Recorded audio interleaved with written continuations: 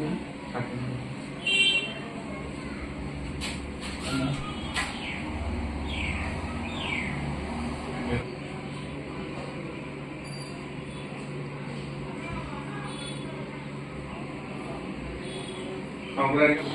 আজি অসমীয়া যুৱ মঞ্চই আমগুৰি ৰাজচক্ৰ বিষয়া যোগেদি আমি উপায়ুক্ত মহোদয়লৈ শিৱসাগৰ জিলা উপায়ুক্ত মহোদয়লৈ এখন স্মাৰকপত্ৰ আমি প্ৰদান কৰিছোঁ। যিহেতু আমাৰ যি আজি ঐতিহাসিক আমাৰ দুধৰালি, সেই দুধৰালিটো আজি আমাৰ যোৱা কিছুদিনৰ পৰা আমি চামগুৰিৰ পৰা যিটো নামটিলৈকে সেই যিডোখৰ আপোনাৰ পথ আমাৰ ৰাইজে জ্বলা-কলা খাইছে।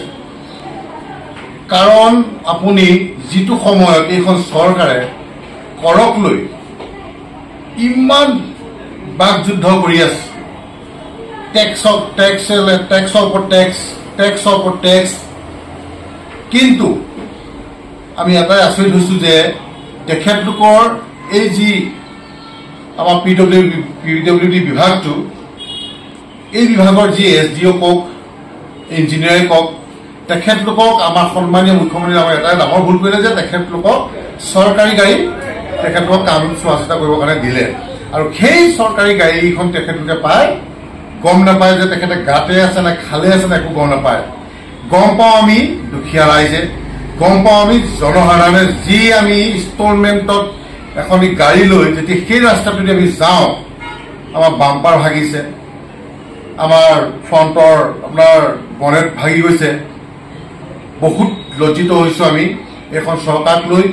আৰু এই বিভাগীয় লোক নিৰ্মাণ বিভাগৰ যি আপোনাৰ SDO ইঞ্জিনিয়াৰসকল আছে, সঁচাকৈ আমি লাজ পাইছোঁ যে একদম বহা ধূত বুলি ক'ব, ধূত হৈ পেলাই বহি আছে, কমিশ্যন লৈ বহি আছে, তাৰ বাহিৰে তেখেতলোকৰ একো কাম নাই।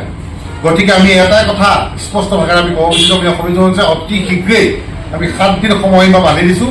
7 দিনৰ ভিতৰত যদি বিভাগীয় কৰ্তৃপক্ষই বা যিজন কণ্ট্ৰেক্টৰ এই কণ্ট্ৰেক্টটো পাইছে, তেখেতে এজন ধুৰন্ধৰ।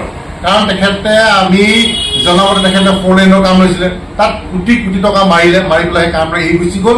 এতিয়া আমি গম পাইছোঁ এই ৰাস্তাটো আমাৰ তেখেতে এই যিজন 4 লেনৰ কণ্ট্ৰেক্টৰ আছিল, তেখেতে আকৌ এই কণ্ট্ৰেক্টটো লৈছে। অতি শীঘ্ৰে এই ৰাস্তাটো এৰি পলাব বুলি আমি শুনিবলৈ পাইছোঁ বা জানিবলৈ পাইছোঁ। অতি শীঘ্ৰে মুখ্যমন্ত্ৰী ডাঙৰীয়াক আমি আহ্বান জনাইছোঁ যে এই যিজন কণ্ট্ৰেক্টৰ, ধুৰন্ধৰ কণ্ট্ৰেক্টৰ, এইজনৰ ওপৰত বিহিত ব্যৱস্থা ল'ব লাগে, এখেতক ব্লেকলিষ্ট কৰিব লাগে, এখেতক জেলত দিব লাগে। আৰু আমি আজি আপোনালোকৰ নিউজৰ মাধ্যমে এখন চৰকাৰলৈ আমি অনুৰোধ